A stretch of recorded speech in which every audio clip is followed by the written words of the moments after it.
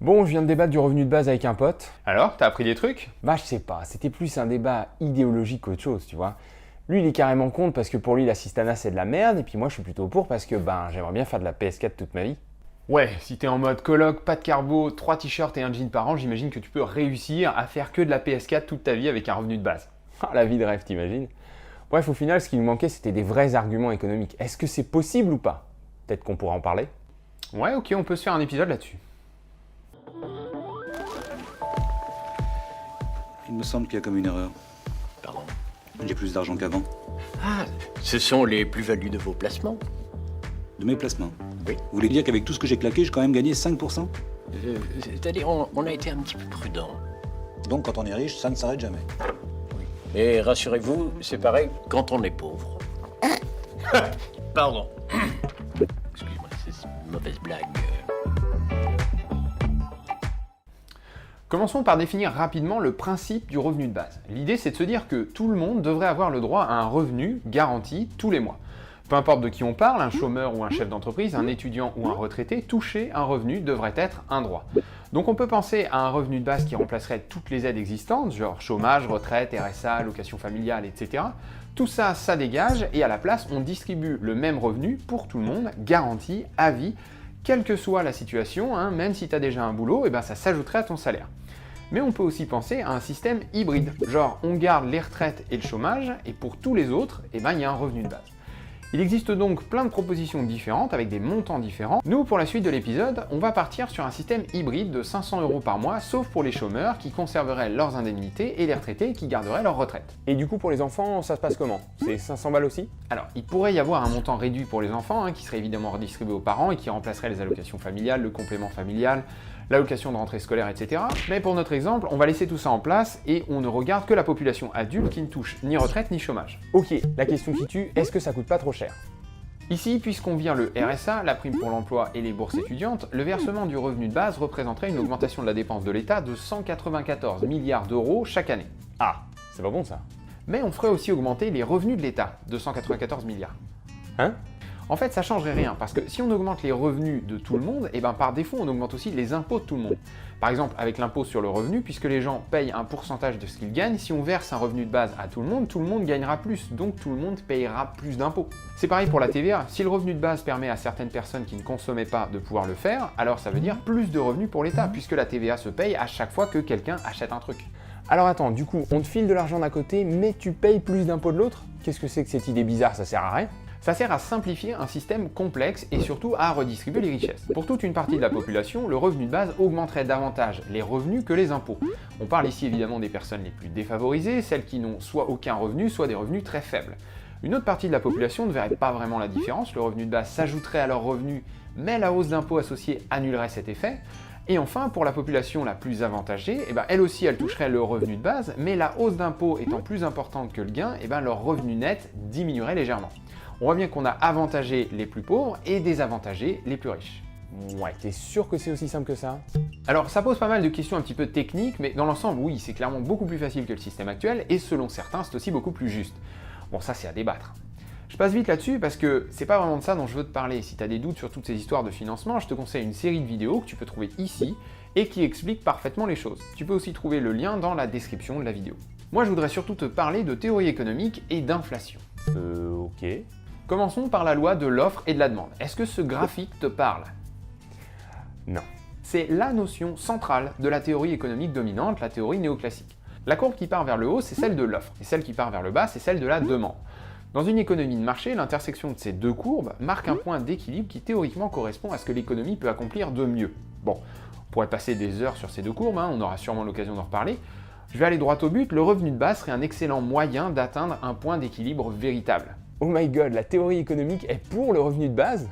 C'est pas exactement ça, mais enfin tu vas comprendre. Sur l'axe des ordonnées, on a... Stop, je veux pas en louper une miette, les ordonnées, non. Simplifie s'il te plaît. Ok, donc sur l'axe qui va vers le haut, on a le niveau des salaires. Sur l'axe qui va vers la droite, l'axe des abscisses, on a le nombre de travailleurs prêts à entrer sur le marché de l'emploi. La courbe qui monte montre comment les travailleurs sont prêts à offrir leur temps libre aux entreprises. Ce temps libre devient donc du temps de travail et en échange, les entreprises doivent fournir un salaire. Ou alors tu dis juste que c'est l'offre de travail, c'est bon, on comprend quoi. Oui, mais la notion de temps libre est vachement importante, c'est pour ça que je veux vraiment la souligner.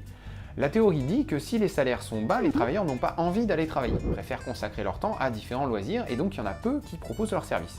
En revanche, au fur et à mesure que les salaires montent, de plus en plus de travailleurs entrent sur le marché de l'emploi puisque désormais, le jeu en vaut la chandelle. La courbe qui va vers le bas montre comment les entreprises sont prêtes à rémunérer les travailleurs. C'est la demande de travailleurs de la part des entreprises. Tout aussi logiquement, pour un revenu très élevé, les entreprises ne peuvent pas embaucher beaucoup de monde, ça coûte trop cher. Par contre, au fur et à mesure que les salaires baissent, les entreprises peuvent se permettre d'embaucher plus. Ok, compris. Le point d'équilibre, le point d'intersection entre les deux courbes, c'est le moment où la volonté des travailleurs correspond à celle des entreprises. C'est pour ça que c'est un point d'équilibre, ça permet de définir un salaire associé à un nombre de travailleurs. Par exemple ici, pour une moyenne de 2 000 € par mois, on peut faire travailler 5 000 personnes. J'invente complètement les chiffres, c'est juste pour te donner une idée. Ouais, enfin je vois toujours pas de revenu de base là. Sois pas impatient, j'y arrive. L'économie est, théoriquement, toujours en équilibre entre offre et demande. Mais le point peut se déplacer. Comment? Quand les courbes se mettent à gigoter, la courbe de l'offre de travail se décale en fonction de ce que les travailleurs veulent, travailler plus ou travailler moins, pour maximiser leur bonheur ou bien-être. Les économistes parlent d'utilité.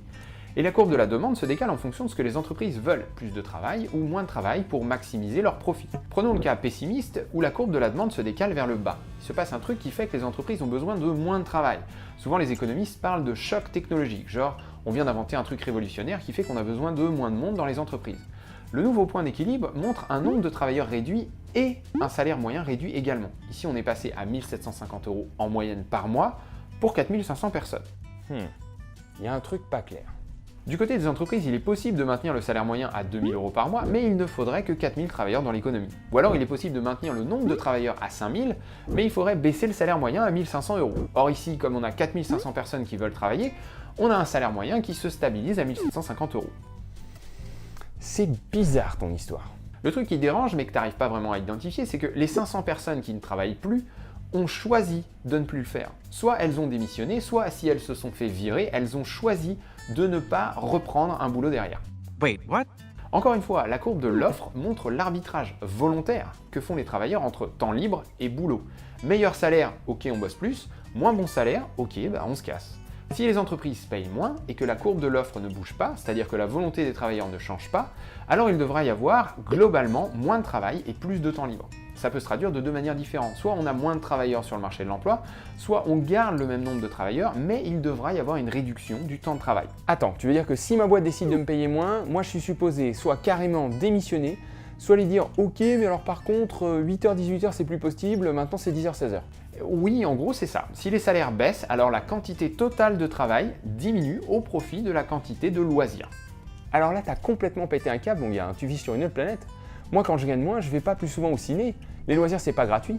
Puis il faut que je paye mon loyer et ma bouffe. Si on me paye moins, je peux pas demander de bosser moins, encore moins démissionner.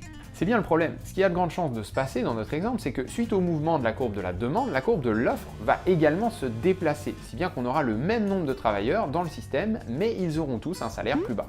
Ah voilà, ça c'est plus logique.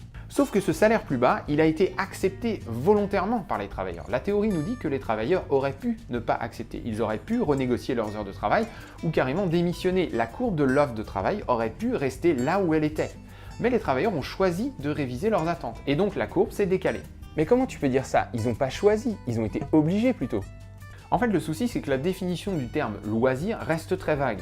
L'objectif des travailleurs, c'est d'avoir un maximum de loisirs. Les travailleurs qui choisissent de travailler renoncent à du temps de loisir parce que ça leur permet d'avoir accès à un salaire qui, derrière, leur permet de consommer des trucs cool, des voitures, des grosses maisons, des piscines, etc. Donc en gros, d'avoir accès à des loisirs de meilleure qualité. Mais du point de vue de la théorie économique, c'est bien le chômeur qui a le plus de loisirs, car c'est celui qui a le plus de temps libre. Finalement, si les entreprises ne payent pas un salaire suffisamment important, alors la qualité des loisirs consommés durant les périodes de temps libre ne compense pas la quantité de loisirs gratuits qui ont été abandonnés pour travailler. Donc le travailleur quitte son emploi et choisit de rester chômeur. Ça n'a aucun sens ce que tu dis. On en arrive au cœur du problème. La théorie économique ne prend pas du tout en compte le fait qu'il n'existe quasiment aucun loisir gratuit, ou encore qu'il existe des loisirs payants nécessaires comme manger ou se loger. Aux yeux de la théorie économique, tout ce qui compte, c'est le temps libre. Mais évidemment, la réalité, c'est que personne ne peut se permettre de vivre sans avoir un revenu, ou au moins des sous de côté. Donc pour la grande majorité de la population, pour pouvoir profiter de ces fameux loisirs, il faut trouver le bon compromis entre temps libre et temps de travail. Compromis que la théorie ne mentionne pas du tout. Pour réhabiliter la théorie, il faudrait que les travailleurs touchent un genre de rente qui garantirait de façon inconditionnelle au moins le paiement du loyer et de la nourriture. Il faudrait que vivre soit possible sans travailler. Sans cela, aucun travailleur ne choisira jamais de démissionner simplement pour avoir plus de temps libre. Et donc, sans cette rente, la courbe de l'offre de travail ne traduit pas seulement la volonté des travailleurs, mais bien un mélange entre volonté et nécessité. Ce qui fait qu'on aura toujours une tendance à l'alignement de la courbe de l'offre sur celle de la demande. Et donc, ce seront toujours les entreprises qui mèneront la danse. Alors excuse-moi de te le dire, mais ta théorie économique a pu un peu du slip, hein. Une rente. Genre on aurait tous accès à un revenu de base. Et voilà où je voulais en venir. Avec un revenu de base qui couvrirait les dépenses essentielles ou une partie de ces dépenses, les travailleurs pourraient effectivement choisir plus facilement de se retirer du marché de l'emploi si les salaires n'étaient pas à la hauteur de leurs attentes, ce qui au final est exactement ce que la théorie prévoit. Ah bah merde, c'est énorme comme argument en fait. Alors évidemment, c'est de la théorie, dans le sens où, 1, déjà cette théorie néoclassique, elle a de nombreux détracteurs, et 2, si on voulait la respecter mot pour mot, il faudrait également laisser les entreprises libres de leur choix en termes d'embauche, ça veut dire flexibilité totale de l'emploi, pas de 35 heures, pas de revenu minimum, etc. Mais c'est quand même intéressant de noter que même d'un point de vue totalement, disons, libéral, on a un bel argument en faveur du revenu de base. Ok, c'est un peu moins énorme, mais enfin quand même. Un autre point que je voudrais mentionner. Dans un monde utopique, toujours selon la théorie économique, les travailleurs ne travailleraient pas. Ou plutôt, ils passeraient leur temps à profiter de différents loisirs. Alors la définition est vague, hein, ça pourrait être n'importe quoi. D'ailleurs, la notion de loisir et de travail pourrait très bien se superposer. Après tout, si ton kiff c'est de construire des armoires, qui oserait dire qu'il ne s'agit pas au final d'un travail? Oula, tu m'embrouilles. Bref, le but ultime des travailleurs, c'est de ne pas travailler tout en consommant un maximum de trucs cool, hein, des super voitures, des belles maisons, des super restos, etc. Mais évidemment, c'est impossible, parce que pas de travail, pas de salaire. Et pas de salaire, Pas de palais. et même au-delà de ça, on vient de rappeler que pour beaucoup, pas de salaire égale rendez-vous au resto du cœur. Du côté des entreprises, le but ultime, c'est de maximiser les profits. Donc toujours d'après la théorie économique, le must du must pour une entreprise, c'est d'avoir beaucoup de travail disponible, avec un coût réduit au minimum du minimum. Allez, vas-y, dis-le. L'utopie du point de vue des entreprises, c'est l'esclavage. Un maximum de travail pour un coût minimum de 0. Non, l'esclavage, c'est dépassé. Ça coûte pas 0 en plus, hein. Tes esclaves, faut les loger, les nourrir, les soigner, etc. Ah, j'avais pas pensé à ça. Non, l'utopie, ce sont les robots, les algorithmes. Un rendement excellent, pas d'erreur, presque pas de complaintes, qui bossent 24 heures sur 24 même le week-end, une belle maximisation des profits. Ok, et alors, où tu veux en venir? Aujourd'hui, les travailleurs, même s'ils le souhaitaient, ne peuvent pas se passer de travail, alors que les entreprises, elles, font tout pour se passer de travailleurs. Et elles y arrivent de mieux en mieux. La transition est en marche, et même si on peut penser que les entreprises ne réussiront jamais à se débarrasser complètement des travailleurs, ça n'empêche pas qu'il pourrait bien y avoir une part grandissante de travailleurs sans emploi. Dans ce cas-là, le travail ne peut plus être pensé comme la source principale des revenus. Mais non, mais ça c'est comme le coup de la révolution industrielle. On a flippé qu'il n'y aurait plus de boulot à cause des machines qui remplaçaient tous les travailleurs, mais au final c'est bon, on a trouvé des nouveaux jobs. Ouais, sauf que la révolution industrielle s'est attaquée à nos bras. Elle a supprimé une grande partie des emplois manuels. Donc logiquement, on s'est tourné vers des emplois plus cérébraux si on veut. Sauf qu'aujourd'hui, les robots s'attaquent aussi à nos cerveaux. Pense aux voitures qui se conduisent toutes seules, aux algorithmes qui remplacent les traders, les journalistes, les secrétaires, les assistants juridiques, les médecins, et même certains artistes. Si les robots peuvent remplacer le travail manuel et le travail cérébral, qu'est-ce qui reste? Ah ouais, t'es parti loin là. Je te conseille une super vidéo de CGP Grey à ce sujet, c'est dans la description. Deuxième chose dont j'aimerais te parler, le problème de l'inflation. On entend souvent dire que puisque le revenu de base va augmenter les revenus sans générer de croissance, tout ce qu'on va provoquer, c'est une augmentation du niveau général des prix. Ah bah oui, ça c'est sûr. Non, en fait, c'est carrément plus compliqué que ça. L'inflation, c'est une histoire de masse monétaire que l'on rapporte à un niveau de production. Là, je veux bien un exemple, s'il te plaît. Imaginons une économie fictive. En année 1, il y a 100 € dans le système pour une production totale de 100 machins. Donc chacun de ces machins vaut 1 €. En année 2, on a créé de l'argent, il y a maintenant 120 € dans le système pour une production identique de 100 machins. Donc chacun des machins vaut désormais 1,20 €. On voit bien qu'il y a eu une inflation, une hausse des prix causée par le fait que d'un côté, la quantité d'argent a augmenté, tandis que de l'autre, la quantité de biens est restée la même. Ok, ouais, ça c'est facile. Donc, pour montrer que le revenu de base est inflationniste, il faut d'abord montrer que sa mise en place nécessite une création monétaire, et que l'augmentation de la masse monétaire qui en découle est plus importante que celle de la production, que celle du PIB en fait, hein, c'est la même chose. Si la masse monétaire et la production augmentent de la même manière, eh ben on n'aura pas d'inflation. Ah mais oui, mais je me rappelle, on a déjà parlé de ça en plus. Voilà, dans l'épisode sur l'euro. Bon, tout ça en fait, du point de vue du revenu de base, c'est encore un faux problème. Mais non. Si, tu vas voir. Commençons par l'augmentation supposée de la masse monétaire. Si on décide de mettre en place un revenu de base, il faut d'abord trouver 194 milliards d'euros. Donc ici c'est clair, il faut faire appel au marché financier. Attends, je croyais que le revenu de base était financé par une hausse d'impôts. Oui, l'État verse le revenu de base d'un côté et récupère plus d'impôts de l'autre. Ça veut dire que la réforme n'a pas d'impact sur le déficit public. Par contre, pour lancer la machine, il faut quand même augmenter le budget de l'État, donc trouver 194 milliards au départ. Si tu as besoin de te rafraîchir la mémoire avec toutes ces histoires de déficit versus budget, on a déjà fait une vidéo là-dessus. Donc l'État doit emprunter 194 milliards auprès des marchés financiers. Est-ce que ça, c'est de la création monétaire? Ah bah oui, la dette c'est de la création monétaire. On a déjà parlé de ça aussi. Non, on a dit que la dette bancaire était de la création monétaire. Les banques créent l'argent qu'elles prêtent. Or, si l'État émet des obligations sur les marchés financiers, toutes ne seront pas achetées par des banques. Il y aura aussi des investisseurs comme des fonds de pension, des assureurs, des fonds d'investissement, etc. Eux, ils ne créent pas d'argent, ils prêtent de l'argent qui existe déjà. Donc un financement de 194 milliards, et c'est quand même un gros financement, pour info la dette de l'État augmente de 50 à 100 milliards chaque année, c'est difficile de savoir exactement qui achèterait cette dette. Mais on peut être certain que ce ne serait pas à 100% des banques. Donc on n'aurait pas une création monétaire de 194 milliards. Ah mais du coup ce serait quoi? 10% de création monétaire? 50%? 80%? On sait que la dette de l'État français est détenue à 10% par des banques françaises, mais on n'a pas vraiment d'infos sur les banques étrangères. Et puis en plus, ce qui compte, c'est qui achèterait cette dette en premier lieu, c'est-à-dire sur le marché primaire. Et ça complexifie encore plus le problème. Alors? Alors, quoi? Alors, qu'est-ce qu'on fait? Comment on arrive à connaître le niveau de création monétaire? On peut pas. Ok. Puisqu'on n'en sait rien, admettons que cette création monétaire soit relativement élevée. Pour savoir si ça mènerait à de l'inflation, il faudrait maintenant prévoir la manière dont la production réagirait. Est-ce que l'économie va produire plus de machins suite à l'introduction de cette nouvelle monnaie dans le circuit? Et là, je te le donne en mille, on n'en sait rien. Les économies tournent rarement à 100% de leur capacité. Si le revenu de base permettait d'augmenter la consommation, on pourrait très bien avoir un rattrapage très rapide des capacités de production. C'est-à-dire qu'en gros, il n'y aurait peut-être pas besoin de construire de nouvelles usines, les entreprises pourraient rallumer quelques machines qui étaient éteintes et rapidement fournir plus de machins. Donc le PIB pourrait peut-être augmenter d'un coup. Mais, on n'en sait rien. Bon, si on part du principe qu'on a 100% de création monétaire et que le PIB bouge pas, ça nous donnerait au moins une idée du pire des scénarios, non?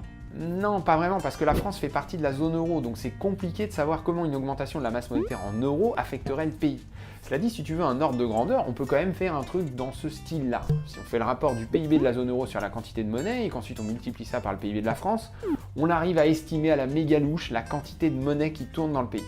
Et ensuite, si, comme tu le dis, on part du principe que les 194 milliards sont créés, donc hyper improbable, et que le PIB ne bouge pas, improbable aussi, on tombe sur une inflation de 9%.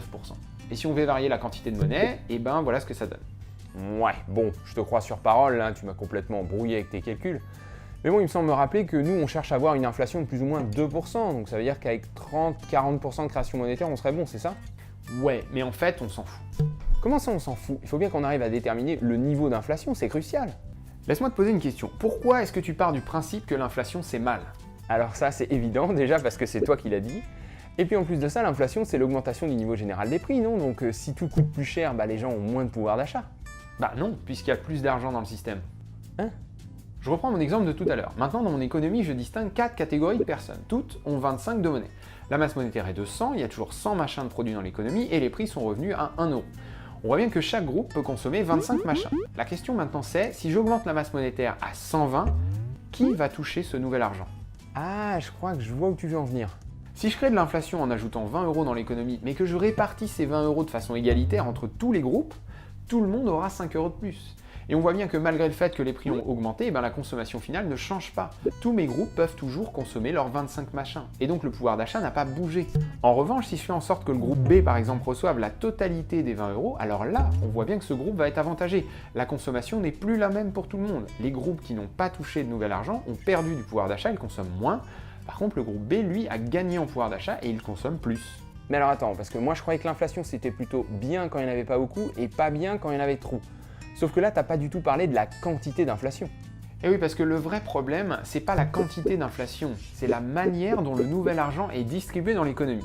Le souci, c'est que les mécanismes de création monétaire ne sont pas du tout égalitaires, au sens qu'on crée de l'argent via des prêts accordés par des banques, mais on ne fait pas gaffe à ce que tout le monde puisse y avoir accès, ou que ce nouvel argent se répartisse bien au sein de toute la population. Du coup, à petite dose, et parce que les prix ne s'ajustent pas immédiatement, une création monétaire peut booster la consommation, et donc relancer l'investissement, l'embauche, la production, etc. Tout en ayant un impact relativement limité sur la répartition des richesses. Mais à trop forte dose, les inégalités de pouvoir d'achat deviennent trop évidentes et en gros, on fout plus le bordel qu'autre chose. Oh putain, mais alors comment on pourrait changer ça? Alors c'est pas le sujet de la vidéo, on reparlera de tout ça une prochaine fois. Maintenant la question c'est, s'il y a effectivement création monétaire, comment le revenu de base va-t-il répartir cette nouvelle monnaie dans l'économie? Et quel impact sur le pouvoir d'achat? Je reprends encore mon exemple de tout à l'heure, sauf que cette fois, je vais répartir la masse monétaire existante de façon à simuler les différents niveaux de richesse de la population. Tu vois, le groupe A est le plus défavorisé avec seulement 10 €, tandis que le groupe D est le plus riche avec 40 €. Et maintenant, sans changer le nombre de machins produits, je file un revenu de base de 5 € de plus à tout le monde. Ah bah non, on l'a déjà vu cet exemple-là. Si tu files 5 balles à tout le monde, ça va pas... Ah bah si, ça marche. Et oui, on a bien une inflation de 20%, mais si on la compare au pouvoir d'achat, on voit bien qu'on a surtout avantagé le groupe A et désavantagé le groupe D. C'est ce qu'on disait au début en fait, le revenu de base permet de redistribuer les richesses. Et au final, l'inflation, même très élevée, n'entrave pas du tout ce mécanisme de redistribution, pour une raison essentielle. La distribution d'une quantité de monnaie identique à tout le monde profitera toujours à ceux qui ont moins par rapport à ceux qui ont plus. En fait, c'est juste une histoire de pourcentage. L'inflation est ici de 20%, sauf que avec le revenu de base, le groupe A reçoit 50% de revenus en plus, donc il est gagnant. Le groupe D, lui, n'augmente ses revenus que de 13%, moins que l'inflation, donc il est perdant. Mais ça veut pas dire qu'à la longue, tout le monde va finir par gagner la même chose? Bah non, si tu décidais de ne plus travailler, tu ne toucherais jamais plus que le revenu de base. Et si tu décidais de commencer une carrière, le revenu de base te boosterait au début jusqu'à ce que tu gagnes un revenu suffisamment important, et là il commencerait à te freiner petit à petit. Ah ouais, en fait, c'est génial, on se fout de l'inflation. Tant que la monnaie est bien distribuée, oui. Eh ben, je m'attendais pas du tout à ça. Donc reprenons un peu tout ce qu'on vient de dire. D'abord, même s'il nécessiterait vraisemblablement un emprunt, donc une augmentation du niveau de la dette de la France, le revenu de base ne poserait pas de problème au niveau du déficit. Et ici, qu'on soit bien clair, il s'agit de faire augmenter la dette une fois pour lancer la machine, mais il ne s'agit pas de la faire augmenter tous les ans. Parce qu'ensuite, le système s'auto-entretient. On donne de l'argent d'un côté et on reçoit des impôts de l'autre. Si on analyse le revenu de base de façon très théorique, en utilisant les outils de la théorie économique dominante, on arrive à la conclusion qu'en fait, une réforme du type revenu de base serait en réalité essentielle pour que la théorie fonctionne réellement. Parce que cette dernière suppose que les travailleurs peuvent décider de ne pas travailler si les salaires sont trop bas, et que tout ce qui les intéresse, c'est d'avoir un maximum de loisirs. Que finalement, oui, ils doivent travailler s'ils veulent de belles voitures et de beaux vêtements, mais non, ils ne sont pas obligés de travailler pour vivre. Donc pour que ça marche, il faudrait garantir que vivre soit possible sans travailler. Et donc le revenu de base est une solution pour résoudre le problème. Ensuite, on peut supposer que puisque les entreprises, dans le but de maximiser leurs profits, chercheront toujours à optimiser leurs coûts, les robots et les algorithmes vont nécessairement continuer de se développer. Si un robot maximise mieux les profits qu'un travailleur humain, ce qui semble être de plus en plus le cas, alors ces derniers seront remplacés. Donc d'un côté, les entreprises peuvent et veulent de plus en plus se passer de travailleurs, tandis que les travailleurs, eux, sont toujours complètement dépendants de leur travail. Et donc on peut se demander si le travail devrait effectivement toujours être la source de revenus principale de la population. Enfin, on a vu que déjà, il n'est pas certain que le revenu de base soit inflationniste, mais surtout que de toute façon, il contourne le problème. Le gros souci de l'inflation est intimement lié à une histoire de répartition de la monnaie. Créer de la monnaie et donc générer de l'inflation, c'est mal parce que le processus de création monétaire, tel qu'on le connaît aujourd'hui, via des banques qui réalisent des prêts, est inégalitaire. La nouvelle monnaie profite à certains, mais pas aux autres. En redistribuant la nouvelle monnaie à toute la population de façon égalitaire, non seulement le revenu de base profite à tous, mais en plus il permet une redistribution des richesses, qui mathématiquement avantagera toujours les plus démunis au profit des plus riches, et ce malgré l'inflation. J'aurais jamais cru que tu puisses être pour le revenu de base. J'ai pas dit que j'étais pour. Le débat autour du revenu de base suscite de nombreuses questions. On pourrait débattre de la pertinence de la redistribution des richesses. Le revenu de base accoucherait-il d'une génération d'assistés, des gens qui arrêteraient complètement de vouloir travailler et ne feraient que glander devant la télé? Ou au contraire, est-ce qu'il permettrait une libération du travail? Les gens voudraient toujours travailler, mais s'orienteraient vers ce qui leur plaît réellement sans avoir peur d'être sans emploi le temps d'y arriver. On peut aussi se poser la question des travaux dits pénibles, que personne ne veut faire et que du coup, personne ne serait plus obligé de faire, ou en tout cas, pas pour un salaire trop bas. Tout ça, ce sont des questions importantes qui méritent d'être débattues. D'ailleurs, je t'ai mis une petite sélection d'articles dans la description si ça t'intéresse. Mais au final, la vraie question c'est, est-ce que le revenu de base est souhaitable? Et non pas, est-ce que le revenu de base est possible? Parce que économiquement, il l'est. Le revenu de base, c'est plutôt un débat d'ordre philosophique ou moral. Merci d'avoir regardé cette vidéo, j'espère que ça vous a plu et que vous avez appris des trucs. Je vous encourage à la partager pour que la chaîne puisse continuer de se développer. N'oubliez pas de vous abonner, de commenter et de liker si vous le voulez. Je suis toujours sur les réseaux sociaux. Alors c'est vrai que je suis pas un ouf de Twitter ni de Facebook. Dans l'idée, je veux pas trop vous spammer à moins que ce soit en rapport avec le thème de la chaîne. Mais ça m'arrive quand même de réagir à un truc ou deux. Merci beaucoup aux tipeurs qui continuent de me soutenir financièrement. Et à bientôt pour un prochain épisode.